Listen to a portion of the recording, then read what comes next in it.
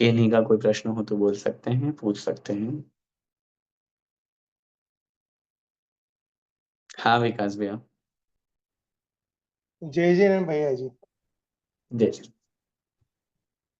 भैया जी, अभी अपन लोग आज आज का जो 8वां क्वेश्चन था, आपने जो क्विज में बताया है, उसमें बताया है कि व्यंतर देव कोई भी मनुष्य में नहीं जा सकता है। ये जो जाने का प्रश्न अपन जो बोलते हैं, ये एक मिथ्या दृष्टिकोण है। तो अपन जैसे आज तिजारा जी जाते हैं या फिर महावीर जी जाते हैं या पदमपुरा जी जाते हैं, वहां पे हम बहुत देखते हैं कि भूत भूतनी, मतलब ऐसे बोलते हैं कि किसी के अंदर में आ गया है, और वो सर को हिलाते हैं, ऐसे वैसे करते हैं, और फिर वो उधर में 50 दिन 48 कड़ा या 48 दिन 48 बार वो कड़ा बोल के और जितने भी स्तोत्र बोल के, और फिर उनका पूरा का पूरा निदान हो जाता है और वो अच्छी तरह से निकल जाते हैं।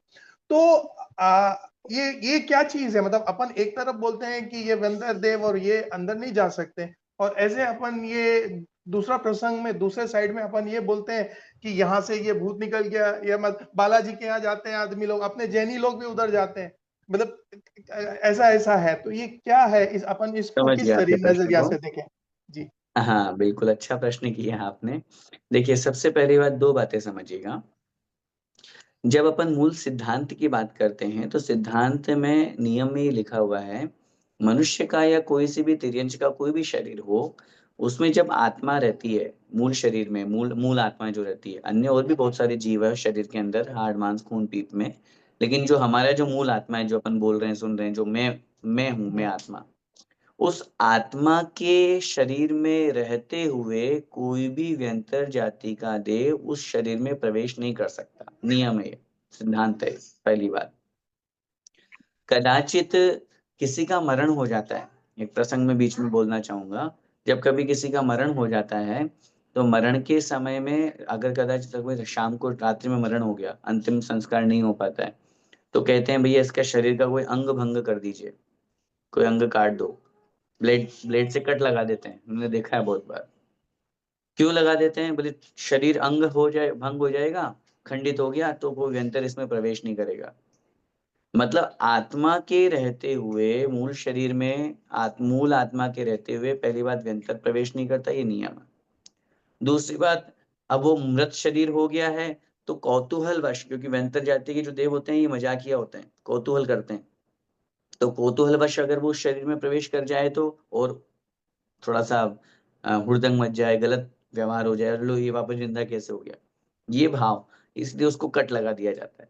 रही बात आपने जो दो तीन स्थानों का नाम लिया, उसमें मैं स्पष्ट रूप से कहना चाहूंगा, हकीकत तो ये है कि वहां पर अगर किसी को व्यंतर देव या कोई भी देव बाधा उत्पन्न कर रहा है तो वो दूर से रह करके कर सकता है, शरीर के अंदर प्रवेश नहीं करता। ये नियम है, कोई भी हो, चाहे चाहे वो पदमपुरा हो, चाहे तिजारा हो, चाहे महावीर जी हो, चाहे बालाजी हो, भैरव जी हो, चाहे घर का हो, चाहे बाहर का हो, नियम है ये। कोई भी व्यंतर देव शरीर के अंदर प्रवेश नहीं कर सकता। हाँ, बाहर से उसके पास शक्ति बहुत है। आप जब सिद्धांत पढ़ेंगे करणानी के, तो उसमें लिखा हुआ है व्यंतर जाति में इतनी शक्ति है कि वो 100 लोगों को एक सेकंड में पीस सकता है, मार सकता है 100 लोगों को। किसी व्यंतर में इतनी शक्ति है कि वो जम्बू द्वीप का जो पूरा का पूरा पार्ट है, उसमें से भरत क्षेत्र है, उसको खत्म कर सकता है, जम्बू द्वीप को उल्टा कर सकता है। शक्ति है उनमें, करते नहीं है वो अलग बात है, लेकिन वो शक्ति की अपेक्षा से कथन है, पहली बात। दूसरी बात, कोई भी व्यंतर जिसका कोई पूर्व भव का कोई बैर रह गया हो, क्योंकि हम मुनि महाराज के लिए भी बहुत बार ऐसे प्रसंग में पढ़ते हैं, बैर वशात किन्हीं मुनि महाराज को जो साधना कर रहे थे उठा करके उसने समुद्र में फेंक दिया, और समुद्र में फेंकते फेंकते गिरते गिरते उन मुनि महाराज को केवल ज्ञान प्राप्त हो गया और मोक्ष हो गया। कभी ऐसे भी परिस्थिति शास्त्रों में अपन पढ़ते हैं। तो इसका मतलब ये तो हम बिल्कुल भी नकार नहीं सकते हैं या मना नहीं कर सकते हैं कि व्यंतर जाति के देव होते ही नहीं है, या वो ऐसा करते ही नहीं है, करते हैं, कर हम्म, सकते हैं। हम्म, लेकिन बस बात ये है, वो शरीर के अंदर प्रवेश रह करके नहीं करते हैं, प्रवेश करके नहीं करते हैं, शक्ति के कारण से वो दूर रह करके उनसे जैसा बुलवाना चाहें वैसा बुलवा सकते हैं, वैसा करवा सकते हैं। लेकिन अब तीसरा पॉइंट जो महत्वपूर्ण है, ऐसे प्रसंग बहुत कम देखने को मिलते हैं, बिल्कुल न के बराबर। ये पंचम काल है, और पंचम काल में वैमानिक देव तो नीचे आते ही नहीं। अब बच्चे केवल भवनवासी, व्यंतर और ज्योतिषी, ये किसी कारणवश में से जो ज्योतिषी विशेष रूप से है, ये कौतूहल वशात अगर आ जाएं तो आ जाएं, बाकी इसके अलावा और कुछ भी नहीं है। रही बात, भगवान की भक्ति में बहुत बड़ी शक्ति हुआ करती है, इसीलिए भक्ति करते करते वो व्यंतर देव कहीं भी हो, दूर से भी बाधा पहुंचा रहा हो, तो भी भक्ति के कारण से वो अपने आप दूर हो जाता है, अपने आप अपना पिंड उस भक्त से छुड़वा लेता है। ये भगवान की भक्ति और श्रद्धा का परिणाम है, फल है, रिजल्ट है। इसलिए कदाचित ऐसे स्थानों पर यदि कोई कुछ ऐसा किसी के साथ हो रहा हो, जैसा आपने बताया सिर हिला रहा है या वो दूसरी आवाज में बात कर रहा है, तो हो सकता है उसके अंदर कोई व्यंतर, मतलब उसके अंदर कोई व्यंतर आ गया हो। अब व्यवहार में बोलने में ही आता है व्यंतर प्रवेश कर गया हो, व्यंतर आ गया हो, आता नहीं है, न प्रवेश करता, लेकिन व्यंतर से वो कहीं ना कहीं प्रभावित हो सकता है। इस विषय में पूज्य गुरुदेव सुधा सागर महाराज जी बड़ी दबंगाई के साथ में बोलते हैं कि मैं इन चीजों को नहीं मानता हूँ। उसका कारण भी है क्योंकि अनेक स्थानों पर इनको नाटक के रूप में प्रस्तुत किया जाने लगा। पूज्य गुरुदेव का जो कहना है, उस प्रसंग पर भी हमने कहा, जब शास्त्रों में ये सब चीजें प्रसंग अपन देखते हैं कि हाँ कोई व्यंतर किसी को परेशान तो कर सकता है, तो महाराज जी ने कहा हाँ कर सकता है, लेकिन अब देवों को टाइम कहाँ है जो इनको परेशान करने आएंगे। देव पर्याय में इतना सुख है तो वो वापस लौट करके दुख वाली दुनिया में क्यों आएंगे। और ये जितने भी हो रहे हैं, पूज्य गुरुदेव कहते हैं इनमें से अधिकांश नाटक हैं। वो नाटक क्यों है? क्योंकि उन लोगों ने उस क्षेत्र को प्रसिद्ध करने के लिए, लोगों को बुलाने के लिए, अरे यहाँ तो सारी भूत प्रेत व्यंतर की बाधाएं समाप्त हो जाती है, ऐसा करने के लिए भी कुछ लोग ऐसा करने लग जाते हैं। अब बात वही है, करते असली जिसके साथ में हुआ है दुर्घटना, वो तो होंगे 1, 2, 5%, और उनको देख देख करके अन्य लोग भी या क्षेत्र के अन्य लोग भी उनसे प्रभावित होकर के और करने लगते हैं।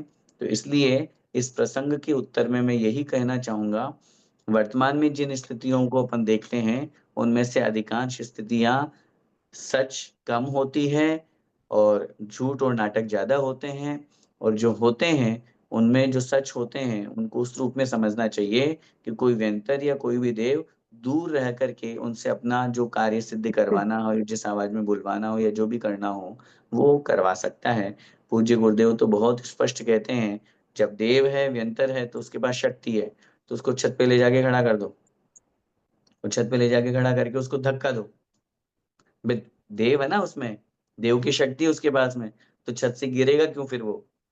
और गिर भी जाएगा तो फिर उसको लगेगी नहीं, मरेगा नहीं वो। लेकिन ऐसा, जैसे ही आप उसको धक्का दोगे वो अपने असली रूप में आ जाएगा, वो डर जाएगा। और व्यंतर डर गया तो फिर मतलब क्या? पूज्य गुरुदेव तो कहते हैं कमरे के अंदर बंद कर दो, व्यंतर तो बाहर निकल सकता है ना कहीं से भी, व्यंतर तो कहीं से भी बाहर निकल सकता है ना विकास भैया। तो कमरे के अंदर बंद कर दो, कुंडी लगा दो, अपने आप बाहर आ जाए तो समझ लेना असली का व्यंतर है, नहीं तो नाटक कर रहा है। तो पूज्य गुरुदेव तो बहुत बार ऐसे प्रसंग में बोलते हैं। उसका कारण यही है, क्योंकि अधिकांश स्थानों पर कुछ लोग जो है देखा देखी में नाटक करने लगे। तो इस दृष्टि से भैया भैया जी अपना किसी क्षेत्र विशेष के बारे में कुछ कथन नहीं है, लेकिन उत्तर के रूप में यही कहना चाहूंगा कि अधिकांश लोग जो इस रूप में चले गए हैं, और जो लोग असली में हैं, कोई व्यंतर दूर से रह करके उनको परेशान कर सकता है। बाकी उसका भी इलाज एकमात्र भगवान की भक्ति और स्तुति ही है। अपन को इन सब विकल्पों से दूर होकर के कहीं इनके कारण से कोई मिथ्या देवी देवता की तरफ हम अग्रसर हो जाएं, वहां चले जाएं, तो वो नहीं जा करके वीतरागी भगवान में श्रद्धान रखेंगे, उनका विशेष रूप से जाप करेंगे, स्तोत्र पाठ करेंगे, तो वो बाधा, वो विघ्न जो है वो अपने आप दूर हो जाएगा। भैया जी, इसी प्रसंग में एक जस्ट छोटा सा इंस्टेंस आपके साथ बताना चाहता हूँ। हम लोग जब छोटे थे, बहुत छोटे थे, तो कल्याण सागर जी महाराज राजस्थान में हम लोग को जानने का सौभाग्य मिला। उनके उनके सानिध्य में हमको एक दो एक प्रोग्राम था, तो उसमें हम लोग थे। तो गुरुवर ने कल्याण सागर जी महाराज के समय में भी हम लोग, मतलब उस समय में एक छोटा सा गांव है जहाँ पे उनको जरूरत नहीं है कोई भी ऐसा पॉपुलर ऐसा कुछ भी एक्टिविटी करने के लिए। बट वो छोटा सा गांव में भी हमने देखा कि ये भूत और ऐसा, मतलब एक पर्टिकुलर एरिया डिमार्केट कर दिया कि इस एरिया में कोई भी आएगा तो वो क्रॉस नहीं कर पाएगा, मतलब अंदर नहीं जा पाएगा। अगर अंदर आ गया तो वो फिर उसको क्लीन हो जाएगा, वो निकल जाता है। तो अभी भी हम लोग को वो चीज देखने को तो मिलता है, बट हाँ, इसका इंटरप्रिटेशन अलग अलग नजरिया से अभी देखा जा सुन रहे। तो हम्म। मतलब अब मंदिर में रह के किसी का अभ्यंतर देव का प्रभाव कैसे हो सकता है? अगर एक अभ्यंतर देव ही है और बाहर से प्रभाव कर रहा है, और एक कोई भी श्रावक जैन मंदिर के अंदर है, तिजारा जी या महावीर जी या कोई भी जगह अंदर में है, तो वो उसका प्रभाव वहां पे भी रह सकता है मंदिर के अंदर, और वो जो रह सकता है। अलग। अच्छा। हाँ, मंदिर के अंदर रहने में आपत्ति नहीं है, क्योंकि मंदिर में भगवान वीतरागी भगवान बैठे हुए हैं। वहां कुछ समोषण में असली भगवान तो है नहीं, और भगवान की प्रतिमा है। मानते हैं वो भगवान है, वीतरागी है, कृत्रिम जिनालय विराजमान किया हुआ है। लेकिन फिर भी चूंकि व्यंतर के पास शक्ति है ना, शक्ति होने के कारण से, जैसे एक छोटा सा प्रसंग हम आपको पद्म पुराण का सुनाएं। दो देव जा रहे थे विमान से, तो नीचे जब बहुत हल्ला देखा, और देखा बहुत अग्नि जल रही है, तो एक देव दूसरे ने एक ने दूसरे से पूछा नीचे क्या हो रहा है। तो उन्होंने अपना थोड़ा सा विमान नीचे किया और देखा, अरे यहाँ तो सीता की अग्नि परीक्षा हो रही है। तो सीता की अग्नि परीक्षा हो रही है, तो दूसरे देव ने कहा चलो चलो, ये तो ठीक नहीं हो रहा है। सीता तो सती है, अपन सब जानते हैं, अवधि ज्ञान से सारे सब कुछ जान लिया, देवों के पास अवधि ज्ञान होता ही है। तो उन्होंने कहा नहीं, मुझे नहीं जाना है, मैं तो समोषण में जा रहा हूँ, तुम्हें जाना हो तो तुम जाओ। बड़े देव ने कहा, जो पद में ऊंचा था, बड़ा देव का मतलब। छोटे देव ने नहीं, अगर मैं नहीं जाऊंगा तो देखो अनर्थ हो जाएगा। और वो गया नीचे, और उसने जैसे ही सीता ने अग्नि में प्रवेश किया, उस अग्नि को जल में बदल दिया। प्रसंग सारे ऐसे ही हैं, चाहे सोमा सती का लगाओ, चाहे चांडाल का लगाओ, सब ने देवों ने आकर के उनको चेंज किया है, देवों ने आकर के रक्षा करी है। अब इस प्रसंग में अपन को ये देखना है, चाहे भगवान हो चाहे कोई भी हो, देवों के पास में शक्ति होती है, और उस शक्ति के प्रभाव से वो जो चाहे वो कर सकते हैं। आचार्य भगवंत उमा स्वामी महाराज ने तत्वार्थ सूत्र जी में एक सूत्र लिखा वैमानिक देवों के लिए। स्थिति प्रभाव सुखद द्युतिलेश्या विशुद्धि इंद्रियावधि विषय तो अधिकाः। चौथे अध्याय में लिखा है, जैसे जैसे ऊपर ऊपर जाते जाएंगे, त्यों त्यों देवों की स्थिति, प्रभाव, सुख, द्युति, लेश्या, विशुद्धि और इंद्रिय विषय आगे आगे बढ़ता जाता है, अवधि ज्ञान का विषय बढ़ता जाता है। उसमें एक शब्द आता है प्रभाव। प्रभाव का व्याख्या करते हुए आचार्यों ने लिखा शापानुग्रह शक्ति। मतलब देवों में किसी का बुरा करने की अथवा किसी का कल्याण करने की शक्ति हुआ करती है, पावर है उनके पास। और उस शक्ति के प्रभाव से वो चाहे तो अच्छा भी कर सकते हैं, चाहे तो बुरा भी कर सकते हैं। ये सिद्धांत करणानियों के सिद्धांत है। तो उस दृष्टि से जैसे देव ने आकर के वहां उसका अच्छा किया, भला किया। सेठ सुदर्शन की सूली का सिंहासन भी देवों ने बनाया। यमपाल चांडाल को समुद्र में फेंका, तो वहां पे भी सिंहासन की रचना देवों ने करी। फूलों की माला वारिशण की, जो अभी तलवार से जो फूलों की माला, वो भी देवों ने करी। तो ये सब अतिशय देवों से हुआ करते हैं। जैसे अपन किसी अतिशय क्षेत्र पर प्रसंग सुनते हैं कि वहां कोई अभिषेक हो गया, वहां चंदन अपने आप बरसने लगा, तो ये भी देवों के द्वारा अभिषेक किया जाता है, देवकृत अतिशय हुआ करते हैं। इसी प्रकार अगर किसी के साथ में कुछ बुरा करना हो, तो वो भी देवों के द्वारा किया जा सकता है, इसमें कोई आपत्ति नहीं है। इसलिए कर सकता है, दूर से रह करके वो अपनी क्रिया कर सकता है। रही बात, आपने जो बात यहाँ पर प्रसंग बताया कि वो कल्याण सागर मुनि महाराज ऐसा किया करते थे, या उनके माध्यम से ऐसा होता था, तो हो सकता है कोई प्रसंगवश, या उनको कोई इस तरह की कोई सिद्धि हो या कोई विधि हो, तो उस दृष्टि से भी ऐसा कार्य संभव हुआ जा सकता है। अन्य अदर कास्ट के लोग भी आकर के उनके पास में समाधान लिया करते थे, ऐसा सुनने को मिलता है। तो ये प्रसंग उस रूप में अपन को समझना चाहिए कि बहुत बार जो हमारे साधक है, जो मुनि महाराज हैं, उनको कोई व्यंतर अपने आप में उनका सेवक बन जाता है, जिसको अपन अपनी भाषा में बोलते हैं ना, देव सिद्ध हो गया। देव सिद्ध होने का मतलब वो अपने उनको गुरु मान लिया उसने। जैसे अब आप ऐसी बात करो कि चक्कर यही है ना, कि कुछ मुनि महाराज उसको एक प्रोपोगंडा बना करके फेमस अपने आप को करने के लिए कर देते हैं। अगर आप बात करोगे तो आचार्य श्री के तो इतने देव सिद्ध थे, इतने देव सिद्ध थे, कि वो जो चाहे वो सब काम करवाते थे, करते थे। लेकिन उन्होंने आज तक कभी प्रसंग को बाहर नहीं आने दिया कि मुझे देव सिद्ध है। नहीं तो लोग भीड़ लगा लेंगे, लोग फेमस। तो जैसे आचार्य श्री के प्रसंग में बहुत बार सुनते हैं उनका, जब आप लोगों ने वो प्रसंग सुना होगा, जब अजमेर में जब वो साधना किया करते थे मुनि दीक्षा लेने के बाद में, वहां की जो नसियां थी, श्मशान घाट पास में था। तो एक बार आचार्य ज्ञान सागर महाराज ने अन्य शुल्लकों को और इनको भेजा कि जाओ और एक बार देख कर के आओ, कहाँ जाते हैं वो रात में साधना करने के लिए। तो वो गए, तो वहां देखा, तो वो उन क्षुल्लकों ने जो संघ में थे उस समय, मुनि आचार्य मुनि श्री विद्यासागर उस समय मुनि रूप में थे, तो उनको जब देखा तो उन्होंने आकर के अपने गुरु ज्ञान सागर महाराज को बताया, महाराज क्या कहें, वहां तो हमने एक अजीब सा दृश्य देखा। वहां पर तो मुनि विद्यासागर जी महाराज साधना कर रहे थे और चारों तरफ देव मंडरा रहे थे उनके। देखा, आंखों से देखा उन लोगों ने, देव चारों तरफ चक्कर लगा रहे हैं उनके। अब कोई महाव्रती मुनि आकर के अपने गुरु को ऐसा बोल रहे हैं तो वो गलत तो नहीं बोलेंगे उनको। तो उनको हम्म, तो बहुत देव सिद्ध थे। आचार्य ऋषि के तो कितने सारे प्रसंग है कि जिसमें वो आराम से बैठे बैठे देवों से काम करवा लेते थे। कुंडलपुर बड़े बाबा ऐसे स्थापित नहीं हो गए बिना देवों की सहायता के। तो सही सही। लेकिन उन्होंने आज तक कभी इसको प्रसिद्धि के रूप में या अपने आप को प्रसिद्ध बनाने के लिए कभी नहीं कहा। वो हमेशा बस गुरु जी का आशीर्वाद बोल करके उनको श्रेय देते थे। तो कहने का भाव ऐसा है, तो हो सकता है उन मुनि महाराज को कदाचित कोई देव उनका शिष्य हो, भक्त हो, उसके निमित्त से वो अपना कार्य करवाते हो ताकि लोगों के दुख दर्द दूर हो, ऐसी उनकी मंगल भावना रहती होगी। बहुत बहुत धन्यवाद, बहुत बहुत धन्यवाद। जय जय। मंजू जी जैन। जैस्मीन पंडित जी, जय जैन। मैं ये पूछ रही थी कि मैं एक तप और संयम की दृष्टि से पूछना चाहती हूँ कि जैसे मंदिर में पंडित जी ने छुड़वाया, आलू प्याज छुड़वा दिया अष्टमी और चौदश का। मेरी आवाज आ रही है जी? बिल्कुल बिल्कुल आ रही है जी, बताइए आगे। हाँ, तो फिर मैं जैसे अष्टमी को और चौदश को उन्होंने नियम दिलवा दिया कि आप आलू प्याज नहीं खाएंगे। तो हम्म अब वो जो है वो काफी साल हो गए करते करते, अब मन में एक प्रश्न आता है कि आलू प्याज तो छोड़ दिया अष्टमी चौदश का, तो वो कुछ तप संयम है कि नहीं है, या 6 हरी रख लेते हैं? कई लोग कहते हैं 8 हरी रख लो, बाकी 84 लाख वनस्पति का त्याग कर दो। तो ये कुछ तप हम्म। संयम में काउंट होगा कि नहीं होगा? देखिए, बहुत अच्छा भी आपने प्रश्न आपने भी बहुत अच्छा किया है। सबसे पहली बात तो 84 लाख वनस्पति नहीं होती है, 10 लाख होती है। दूसरी बात यह है, आपने जो बात रखी है, निश्चित रूप से ये संयम के अंतर्गत आएगा, तप के अंतर्गत तो नहीं आएगा। लेकिन संयम इसको कहते हैं, संयम में नियम लेना। संयम में संयम नियम यम दो भेद बनते हैं संयम के। नियम माने एक होता है कुछ समय के लिए लेना, एक यम होता है जो आजीवन लेना। आपने 1 साल के लिए लिया, 2 साल के लिए, 5 साल के लिए लिया, 1 महीने के लिए लिया, ये नियम कहलाता है। और कोई चीज आपने त्याग कर दी हमेशा के लिए, ये कहलाता है यम।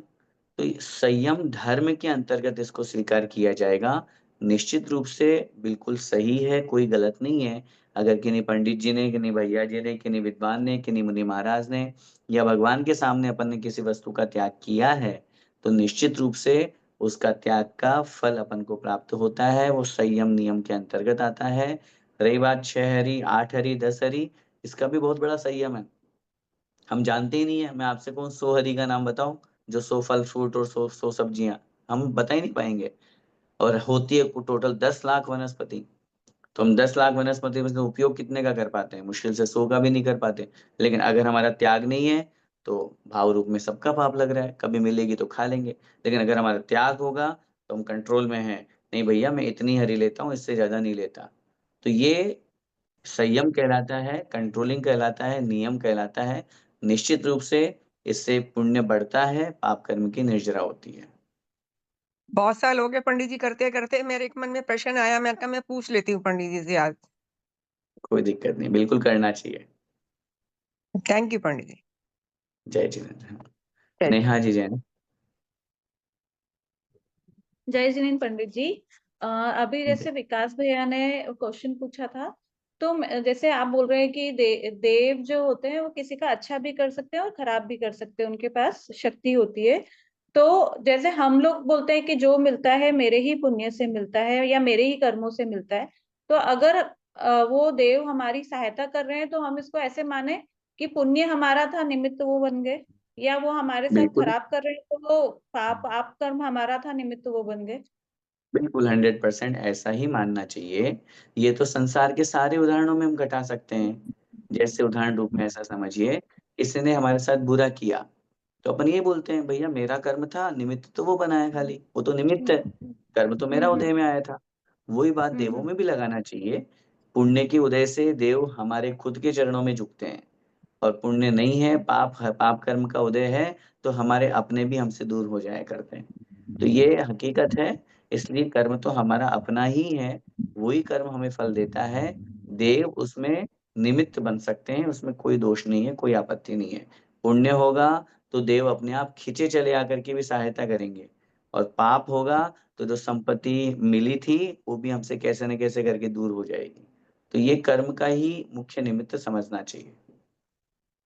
पंडित जी एक और क्वेश्चन है कि जैसे ऐसा मतलब मम्मी जी से बात हुआ था कि पुराने मतलब जैसे कोई शादी के ओकेजन में कोई मतलब होते हैं कि हमारे जो पूर्वज होते हैं वो शादी के टाइम पे कुछ मतलब उनका पूजा नहीं किया तो वो जैसे खाना नहीं बनने दिया, वो तेल में डाल रहे हैं और वो बन नहीं रहा, या इस तरीके से कि आप हमारी पूजा करो या हमारे को नमन करो, तो ये क्या फिर तो वो मिथ्यात्व पूजना हो गया। ये सिर्फ मतलब मन की भ्रांति है और कुछ नहीं है इसके अलावा।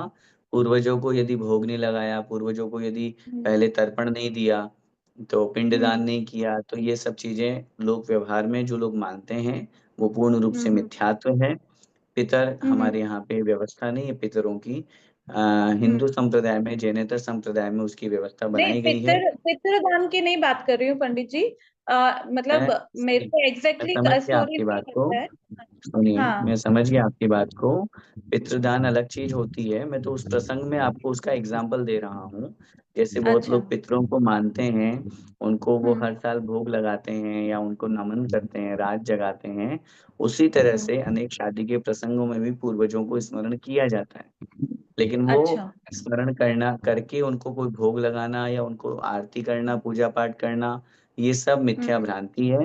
पहली बात तो पूर्वज जहाँ थे, जैन सिद्धांत के अनुसार जैसे मरण होता है, हम्म अधिकतम 3 समय वो विग्रह गति में रहते हैं, चौथे समय में वो जन्म ले लेते हैं।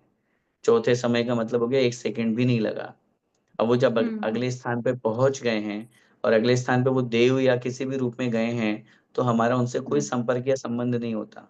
जब हम उदाहरण समझ लें, जब हम इस पर्याय में हैं, आप इस पर्याय में हो, मनुष्य पर्याय में हो, तो आज से हम्म 50 साल पहले आप जो दूसरी पर्याय में थे, वहां से आपका कोई इस पर्याय संबंध ही नहीं है पिछली पर्याय से। हम्म तो जैसे हमारा इस हम्म पर्याय में आने के बाद पिछली पर्याय से कोई संबंध नहीं रहता, ऐसे यहाँ से हम्म, जाने के बाद किसी भी जीव का अगले पर्याय में पहुंचने के बाद इस पर्याय से संबंध नहीं रहता है।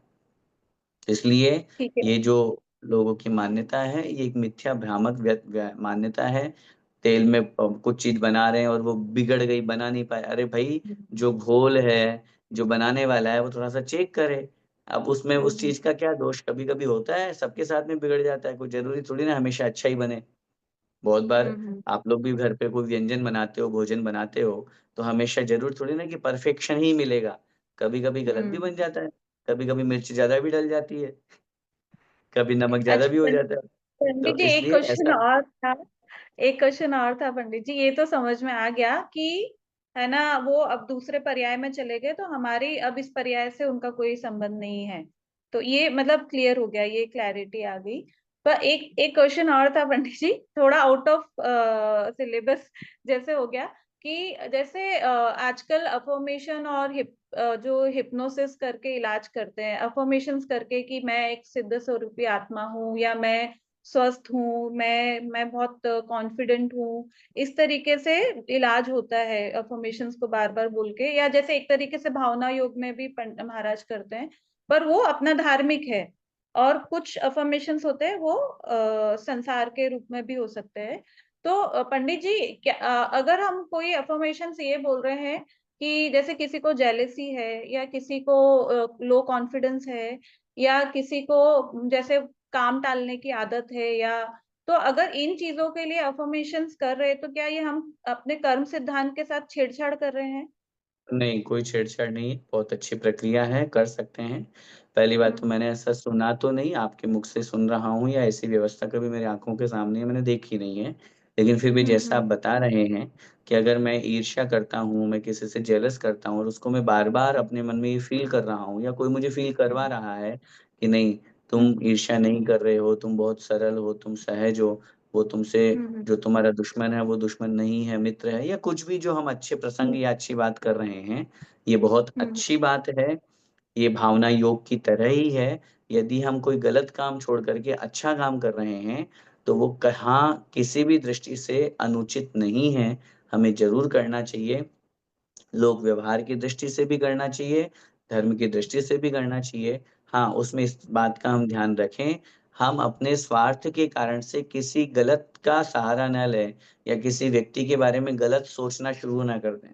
जैसे हम अपने लिए अच्छा-अच्छा सोचते-सोचते सामने वाले के लिए बुरा करना है अपन को, कुछ बिगाड़ करना है, तो अपन वो सोचने लग जाएँगे तो वो कहीं न कहीं गलत हो जाएगा। कर्म सिद्धांत के साथ कोई छेड़छाड़ ना हम कर सकते हैं, ना कर्म का कोई भी व्यक्ति कर सकता। हम तो अपना कर्म करते जाएँगे। रही बात कर्म का, तो कर्म का उत्कर्षण भी होता है, अपकर्षण भी होता है, संक्रमण भी होता है। तो कर्म अपने आप ही बदलता है, हम बदलने वाले कोई नहीं है। ना हमारे कहने से कर्म बदलेगा, ना हमारे छेड़ने से कर्म छिड़ेगा।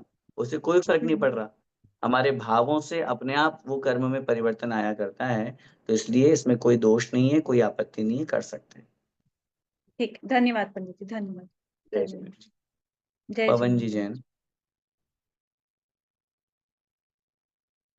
जय जिन भैया जी। भैया जी, जय आज की जो कथा थी उसमें हमने विद्युत चोर की आपने कहानी सुनाई। ये विद्युत चोर जो अंजन चोर की कहानी है हमने सुनी, वो सेम है या अलग अलग कैरेक्टर हैं दोनों? नहीं से जो नहीं, निसंकेत विद्युत अंग चोर में अंजन चोर के चोर बारे में सुनते हैं। वही है, अंजन चोर का ही जो मूल नाम था, वो विद्युत चोर था। और नहीं, क्षमा चाहता हूँ, 1 मिनट रुकिए। क्योंकि वो स्टोरी बिल्कुल अलग है, उसमें भी अंजन चोर आता है, उसमें बिल्कुल स्टोरी अलग है कि वो निसंकेत अंग में आती है कि वो रस्सी काटता है, नमोकार मंत्र बोलता है, वो स्टोरी बिल्कुल अलग है इससे। और वहाँ भी अंजन चोर की ही कहानी ठीक है, होती है। आप जो कह रहे हो स्टोरी अलग है, लेकिन वो इससे जुड़ी हुई है। अंजन चोर ही विद्युत चोर है। विद्युत चोर उसका मूल नाम है। अंजन चोर अपन ने अपनी भाषा में, क्योंकि वो अंजन लगा करके भागता है, तो उस स्थिति में अपन उसको अंजन चोर बोलते हैं। इसी कहानी को जब अपन अंजन चोर की कहानी से जोड़ते हैं या जब उस प्रसंग को पढ़ते हैं, तो जैसे उसने यहाँ वो डाला, क्या कहते हैं, हार डाला वारिशण के सामने, उसको डर लगा।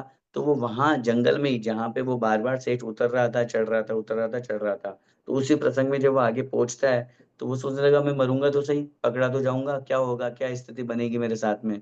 तो उसने उस सेठ से सीख करके वो तो चला गया, और वो उस सेठ से सीख करके आणम-ताणम वाला मंत्र पढ़ता है। तो हमारे जहाँ तक जो पढ़ने में आया है, फिर भी आप कह रहे हो तो मैं इसको और डेप्थ में देख लूँगा। जहाँ तक मुझे प्रसंग याद आ रहा है कि नाम एक ही थे, अंजन चोर उसका मूल नाम नहीं था, विद्युत चोर ही था। और अंजन लगा करके वो भागता था ताकि वो दिखे नहीं लोगों को, इस दृष्टि से। तो वो वहाँ पहुँच करके उसने चारों रस्सियाँ काटी और उसको आकाशगामी विद्या सिद्ध हो गई थी। तो ऐसा मेरे को यही प्रसंग ध्यान है, फिर भी आप कह रहे हो तो एक बार मैं देख लूँगा। जी भैया जी, क्योंकि ये स्टोरी मैंने भी पढ़ी है और बार-बार इसी स्टोरी में दोनों अलग-अलग तरह से स्टोरी आती है। और उसी स्टोरी में जहाँ पर वो हार लेकर भागता है, निसंकेत अंग में डिफरेंट स्टोरी आती है और यहाँ पर डिफरेंट स्टोरी आती है, तो इसलिए वो कन्फ्यूजन थोड़ा था। ठीक है, बिल्कुल और क्लियर देख करके बता देंगे। ठीक। जय जय। पुनीत भैया। जय जिनेंद्र पंडित जी, काफी लेट हो गया होगा इंडिया में, तो छोटे छोटे नहीं, नो प्रश्न प्रॉब्लम, ये।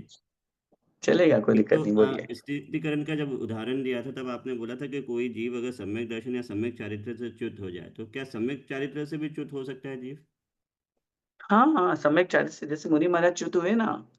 सम्यक चारित्र का मतलब चारित्र। अब चारित्र दोनों प्रकार से, एक देश चारित्र को भी अपन ले, कोई प्रतिमाधारी है, कोई क्षुल्लक जी है, इलक जी है, क्षुल्लिका जी हैं, अरिका माता जी है, पंचम स्थान है, एक देश चारित्र, उससे च्युत हो सकते हैं। अथवा सम्यक चारित्र की बात करें, महाव्रत है, कोई मुनि महाराज महाव्रत से च्युत हो गए। जैसे जस्ट एग्जांपल, कोई मुनि महाराज है, अब वो मुनि अवस्था धारण करते समय पंच महाव्रतों को धारण करने का उन्होंने संकल्प लिया। अब बाद में संकल्प ले लिया, 28 मूल गुणों का पालन करने का संकल्प ले लिया।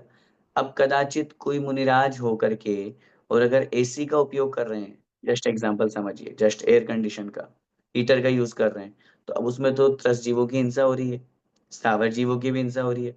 अहिंसा महाव्रत नहीं पल रहा, स्पर्शन इंद्रिय विजय ये गुण व्रत नहीं पल, ये मूल गुण नहीं पल रहा। तो अगर कोई उन्हें निवेदन करे, महाराज ये मुनि अवस्था के लिए योग्य नहीं है, आपसे निवेदन है कि अगर आप इसका उपयोग नहीं करेंगे तो ज़्यादा ठीक रहेगा, और वो उसको स्वीकार करके उसका त्याग कर देते हैं, हाँ, हाँ, मुझसे गलती हो गई, तो ये उनका स्थितीकरण हो गया कि नहीं, नहीं, वो गलत चले गए थे, चारित्र से डिग गए थे, चारित्र से भ्रष्ट, भ्रष्ट को मतलब भ्रष्ट शब्द नहीं बोलेंगे पूर्ण रूप से, चारित्र में शिथिलाचार आ गया था। और निवेदन करने पर कोई उनके गुरु समझाएँ उनको, कोई और मुनि महाराज समझाएं उनको, लेकिन श्रावक भी समझा सकता है और निवेदन करता है बड़े विनय पूर्वक, तो निश्चित रूप से अगर वो उसे स्वीकार करते हैं तो वो उनका स्थितिकरण अंग माना जाएगा। इसलिए चारित्र से भी च्युत हो सकते हैं, इसलिए कोई दिक्कत नहीं है। अच्छा, तो मतलब आप सम्यक चारित्र से आपने एक देश चारित्र का मतलब समझाना चाह रहे थे? नहीं नहीं, दोनों बोला मैंने आपको। सम्यक चारित्र का वर्णन तो पूर्ण रूप से चारित्र ही होता है। सम्यक चारित्र के दो भेद आचार्यों ने नहीं कहे। सम्यक चारित्र का मतलब मुनि अवस्था, सम्यक चारित्र का मतलब महाव्रत, सम्यक चारित्र का मतलब छठे गुण स्थान से, उसके पहले सम्यक चारित्र नहीं है। पांचवें गुण स्थान में एक देश चारित्र है, वो चारित्र के भेद में आएगा। संयम के दो भेद, सकलम विकलम चरणम। चारित्र दो प्रकार का, सकल चारित्र और विकल चारित्र। तो जब अपन सम्यक चारित्र, सम्यक दर्शन, सम्यक ज्ञान और सम्यक चारित्र की बात करेंगे, तो सम्यक चारित्र तो छठे गुण स्थान से ही शुरू होता है, मुनि अवस्था से। दिगंबर रूप के पहले सम्यक चारित्र नहीं होता है। जो एक देश चारित्र कहा गया है वो सामान्य चारित्र का भेद है, हालांकि है भी वो सम्यक रूप में ही, क्योंकि सम्यक दर्शन साथ में है। लेकिन आचार्यों ने सम्यक चारित्र को एक देश नहीं कहा। सम्यक चारित्र तो पूर्ण रूप से ही हुआ करता है, जो छठे गुण स्थान से प्रारंभ होता है, जिसे मोक्ष मार्ग का प्रारंभ बोलते हैं। ठीक है पंडित जी। एक छोटा सा क्वेश्चन और था, जैसे हम 8 अंक की बात कर रहे थे सम्यक दर्शन के, तो आखिरी के जो 4 अंग हैं वो अरहंत भगवान कैसे करते हैं? अरहंत सिद्ध अवस्था में सम्यक दृष्टि तो वो होते हैं, पर वो प्रभावना, वात्सल्य, उपगोहन और स्थितिकरण कहाँ करने जाते हैं? अपने उपदेश के माध्यम से इतनी प्रभावना कर रहे हैं जितने दुनिया में कोई नहीं कर सकता। तो पर उन्होंने वो तो दिव्य जैसे ध्वनि वो के, तो मौन है ना, वो तो मौन है और वो किसी को कुछ कहने भी नहीं भगवान जाते। उपदेश दे तो रहे हैं, अरिहंत भगवान उपदेश देते हैं ना दिव्य ध्वनि में। हम्म। फिर नहीं। दिव्य ध्वनि के माध्यम, दिव्य नहीं, सुनिए, ये तो एक उदाहरण है मात्र, जरूरी नहीं है। पहले तो अपन जो उदाहरण के रूप में घटित करें, उपदेश के माध्यम से बिना जीवों के वात्सल्य के उपदेश नहीं हो सकता। आचार्य भगवंत समंत भद्र स्वामी महाराज ने रत्नकरंडक शाहुकाचार में लिखा कि प्रश्न उपस्थित हुआ वहां पे, आप पढ़िए, तो उसमें प्रश्न किसी ने उपस्थित किया, भगवान तो वीतरागी हो गए, और किसी को उपदेश देंगे तो इसका मतलब उससे राग है, तब तो उसका कल्याण करने का भाव मन में आया। तो आचार्य समंत भद्र स्वामी महाराज ने लिखा, अनात्मार्थम विना रागई शास्ता शास्ति सतोहितम ध्वनन शिल्पी कर स्पर्शान मूर्जः किम अपेक्षते। जिस प्रकार आवाज करता हुआ वह मृदंग, वह ढोलक, उस ढोलक वादक से क्या अपेक्षा करता है, उस शिल्पी से क्या अपेक्षा करता है? वो तो जैसे आप बजाओगे सो बज जाएगा, आवाज दे देगा। ऐसे ही अनात्मार्थम, अपने बिना किसी कल्याण के, अपने किसी बिना किसी स्वार्थ के प्रयोजन के, बिना रागी, बिना राग के, शास्ता शास्ति सतोहितम, शास्त्र माने हितोपदेशी भगवान, सतोहितम जीवों के हित के लिए, जीवों के कल्याण के लिए उपदेश देते हैं। अब सोचिए, इतने बड़े भगवान, तीर्थंकर भगवान, फिर भी सब जीवों के प्रति कल्याण की भावना, सब जीवों के प्रति वात्सल्य की भावना, और उसके बिना उपदेश हो ही नहीं सकता। और तीर्थंकर के लिए तो नियम है, अन्य केवली तो चाहे उपदेश दे नहीं दे चल जाएगा, लेकिन तीर्थंकर तो बिना उपदेश दिए मोक्ष जा ही नहीं सकते। उनको तो कम से कम वर्ष पृथक्त्व तो उपदेश देना ही पड़ेगा, 3 से 9 वर्ष का टाइमिंग तो मिनिमम चाहिए ही चाहिए। तो बिना वात्सल्य के, बिना जीवों के दया करुणा भाव के वो उपदेश नहीं दे सकते। और उस उपदेश से कितनी प्रभावना हो रही है। अरे कितने मिथ्या दृष्टि जीवों ने सम्यक दर्शन को प्राप्त कर लिया भगवान का उपदेश सुनकर। कितने व्रति, कितने सम्यक दृष्टि ने व्रतों को ग्रहण कर लिया। अपन पढ़ते हैं समोषण में कितने लोग मुनि दीक्षा धारण कर लेते हैं, तो ये प्रभावना ही तो है। स्थितिकरण अंग, भगवान का उपदेश सुन करके अगर कोई गलत मार्ग पे जा रहा था, भगवान के उपदेश से, अरे नहीं नहीं, सही मार्ग तो वीतराग मार्ग है, मैं कहाँ भटक गया था। जस्ट एग्जाम्पल, गौतम, इंद्रभूति गौतम, हालांकि वो पहले पहले से ही गलत मार्ग पर थे, लेकिन एक उदाहरण के रूप में समझिए, इंद्रभूति गौतम आए, मिथ्या दृष्टि थे, लेकिन जैसे ही समोषण में मान स्तंभ को देखा, भगवान का उपदेश सुना, सम्यक दर्शन प्राप्त कर लिया। तो ये भी तो स्थितिकरण अंग है। तो कहने का तात्पर्य, सारे अंग भगवान में या किसी में भी सम्यक दृष्टि में अपन घटित कर सकते हैं, लेकिन एक दूसरी अपेक्षा मैं आपको निवेदन करूं, 8 अंगों का जो पालन है ये व्यवहार की दृष्टि से है। जब आचार्य कुंद कुंद महाराज के समय सार को अपन पढ़ेंगे, तो उन्होंने निश्चय रूप अवस्था जब मुनि महाराज के प्रकट होती है तब भी ये 8 अंग उपस्थित किए समय सारजी ग्रंथ में, लेकिन उन 8 अंगों में एक ही बात उन्होंने कही, आत्मा में लीनता। निश्चय रूप सम्यक दर्शन और निश्चय सम्यक चारित्र दोनों अविनाभावी है। निश्चय सम्यक दर्शन माने निश्चय सम्यक चारित्र भी होगा, ये तो आप स्वीकार अपन सब लोग करते हैं। तो निश्चय रूप अवस्था हो गई तो आत्मा में लीन हो गया।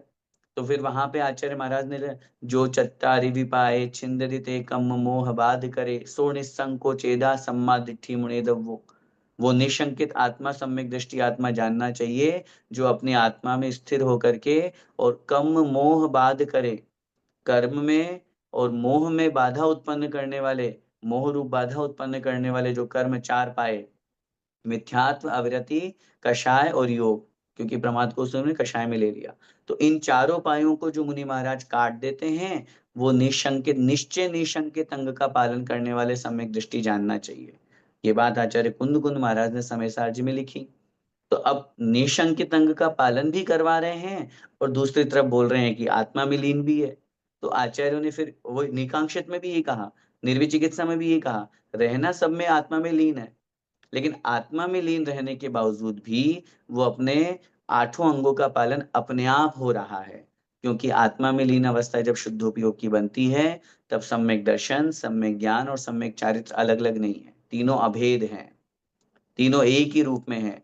दंसन्नाण चरिताणी सेविदव्वाणि साहुणा नित्यम ताणि पुण्य जान तिन्निवि अप्पाणम चेव निच्छेदो।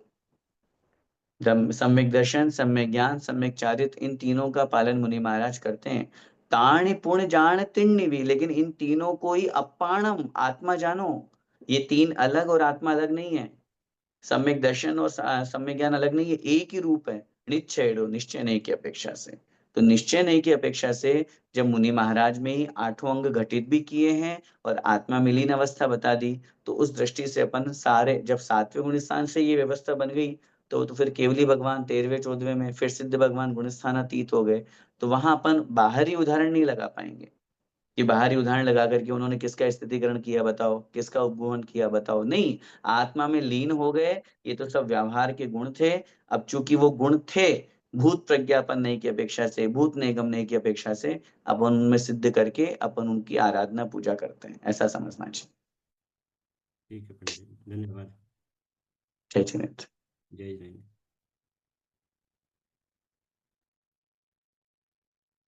आइए जिनवाणी स्तुति करते हैं।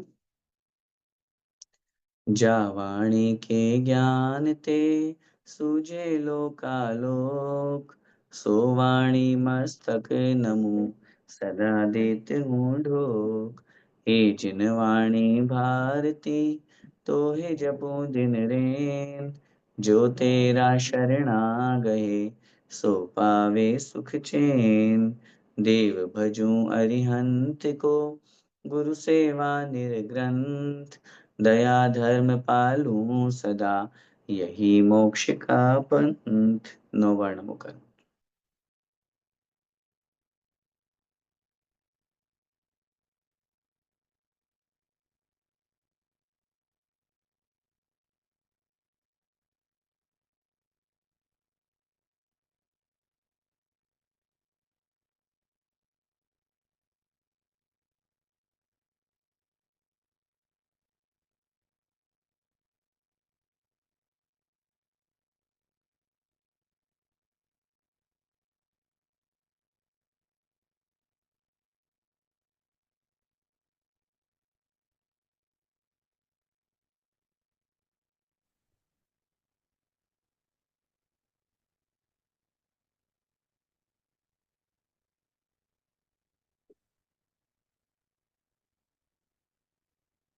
बोले द्वादशांग में जिनवाणी माता की जय। जय जय संत शिरोमणि आचार्य भगवान श्री विद्यासागर जी महामुनिराज की जय। जय अभिनवाचार्य जय श्री समय सागर जी महाराज की जय। जय परम पूज्य गुरुदेव मुनि पुंगव श्री सुधा सागर जी महाराज की जय। जय अढ़ाई दीपस्थ समस्त महामुनिराजों की जय। जय सभी को जय जिनेन्द्र। जय जय जय जय जय ईश्वरं श्री जगदीश्वरं